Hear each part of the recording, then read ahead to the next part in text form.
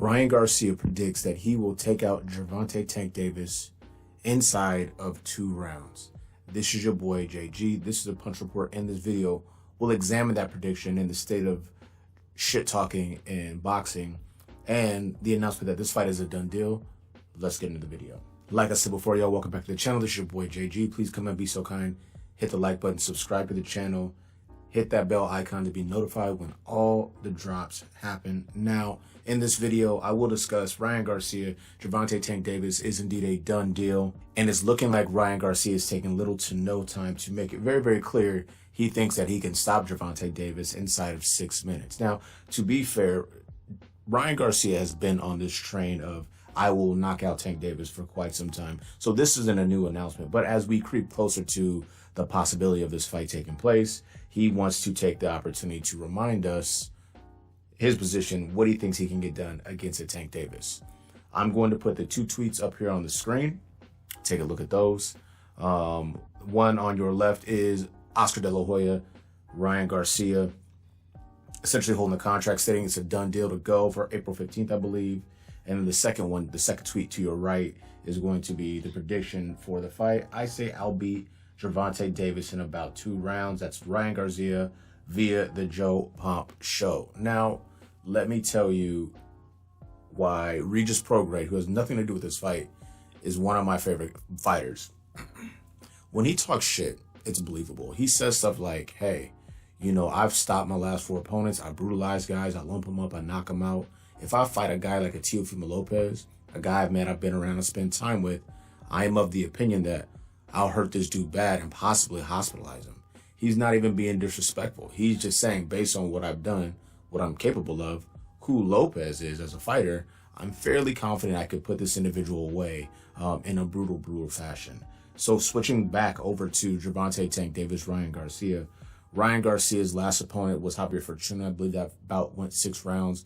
Before that, he fought Emmanuel Togos out of, I believe, Kenya, if I'm not mistaken. Relatively unknown fighter. That fight went the distance. I do believe he knocked down Emmanuel Togos twice during the course of that bout, but it was definitely a lackluster performance. I anticipated that Ryan Garcia would dispatch Emmanuel Togo fairly quickly. That was not the case. Now, we understand there's been several changes in trainers, most recently from Eddie Reynoso to Joe Goosen.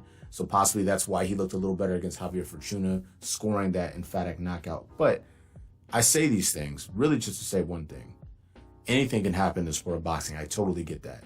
The likelihood, however, of a Gervonta Tank Davis going down in the 2nd round to a Ryan Garcia, when this is going to be his largest step up in competition, is just unlikely. Now, from a breakdown perspective, you can make the argument that a possible early knockdown or adversity for Tank Davis could happen.